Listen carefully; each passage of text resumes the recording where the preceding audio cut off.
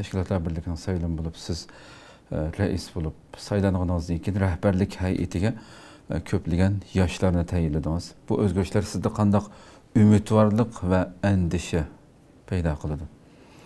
Çünkü bu suretki qarğa vaqtimizda çoğunla xili ravurs yaşlaştı hamdi.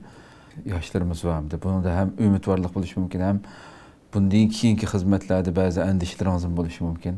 Yeterlik siz közlegen maqsadga yetəlamamı degəndək. Aldı bilen üzümdün tavsiye qilsam. Bir teşkili kurumga, yoki milletning oldiga chiqib xizmat qiladigan bir odamni bo'lish tegishlik bir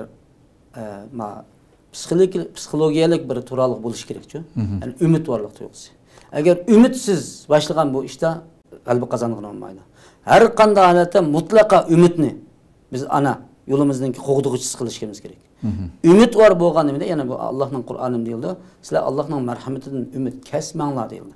Biz bu ko'zlagan nishonning hammasi bizning yaratquchimiz Allohning bizga bergan marhamati bilan amalga oshadi deganligimiz uchun asla umidimizni kesmaymiz. Shu taqsir tanlangan qarindoshlarimizning hammasi shu umidga ega bo'lgan umidning to'llarini kelgan taraflarni mushuning achchigan bo'ldik. Biz bu yerda hozircha qandaq aldıraplam, o'zi pirsen manda buludu, manda qilib ketamiz deb va'da bermaymiz. Lekin umidni o'zimizga hamroh qilish prinsipimizda yangidan qitilgan bo'lapmi, ilgari vazifada bo'lmagan tashkilotlarning ichida, yoshlarning ichida aktiv bo'lsa-mu, tashkiliy qismda xizmat bo'lmagan qarindoshlarimizni o'z ishimizga tortish, o'z ishimizda yetildirish, bularningki iqtidoriga hurmat qilish va bundan keyingi biz qoldiradigan bu shajaraga sahib chiqish uchun bu qarindoshlarimizni haqiqiy amaliy xizmatga boshlab kirdik. Bo'lapmi? Buning ichida shu yangidan qo'shilgan bir qancha yuzlarni balkim jamoat qarindoshlarimiz ko'rgan bo'ldi. Ikki muavir raisninki o'zi ilgari hech qanday bir yerda tashkilot qurimni ko'rmagan to'q deb savol qo'yilishi mumkin. Ikki muavin raisning tashkillanishi, birisi hukumat tashkiliy qurimlar bilan bo'lgan aloqaga mas'ul bo'ladigan, ikkinchisi jamoat munosabatlariga mas'ul bo'lgan jamoatning ichidan chiqqan o'zimizning hurmatli ustozimiz Abul Qosim Zarafshon Ahmadini, diniy ustoz ulamolar birligining a'zosi bo'lgan ekan, bu ichki nizolar, jamoat munosabatlari, islomiy jamoatlar bilan boshqa qarindoshlar bo'lgan murassas shakldagi, o'zaro yarashish shakldagi munosabatga mas'ul bo'lgan muavir rais va shundaqla tashkiliy hukumatningki faoliy xizmatlarimizga mas'ul bo'lgan muavir raislar ikki xil vazifadir. Bu islohotning bir qadami. Ilgari ichki ishlar, tashqi ishlar degan shaklda bo'lgan, bu narsaningki aniq bir hukm bo'lmagandi. Hamda hozir shu narsani qaytadan ko'rib chiqish orqali haqiqiy amaliy xizmat jarayonida kimning nima qilish salohiyati borligini biz tavsiya bilan bu ish ko'rinib berdik. Kotibotlikning vazifasi ilgari bir kotibning vazifasi tutdi. Ya'ni tashkilotlar birligining kotibi deb lam tilganlatdi.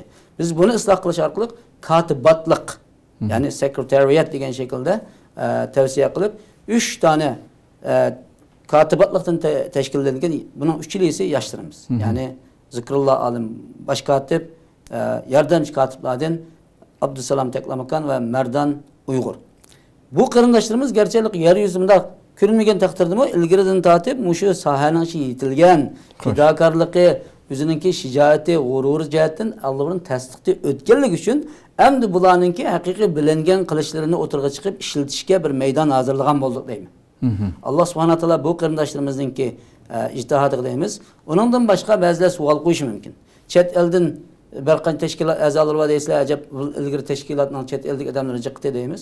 Bu chet eldagi tashkilotlar fikriy jihatda bizlar doimo bir harakatda. Ya'ni bizga a'zo tashkilotlar. Ularga savol qo'yilmoqligi uchun ularga faqat vakil xarakterlik bularmi Yevropasiga vakil xarakterlik qarindoshimiz Ibrohim Yusufninki tashkilotlar birligininki Yevropadagi bosh so'zchiligi, vakolatchiligi va shundaqla tashkilotlar orasidagi koordinatsiyalik vazifasi berilgan bo'ldi. Buni tuzdik.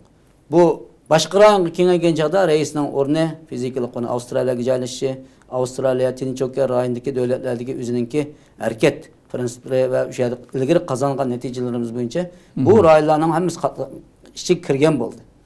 Shunlashqa biz bu yerda yangidan tashkillangan idora hay'atiningki mumkin bo'lsa avval bir boshlamay tursaqlam qarindoshlarga salbiy tarafdan savol qo'ymay buningga samimiyat tarafidan duolar bilan Allohim mushu qarindoshlarimiz o'tirg'a tushibdi.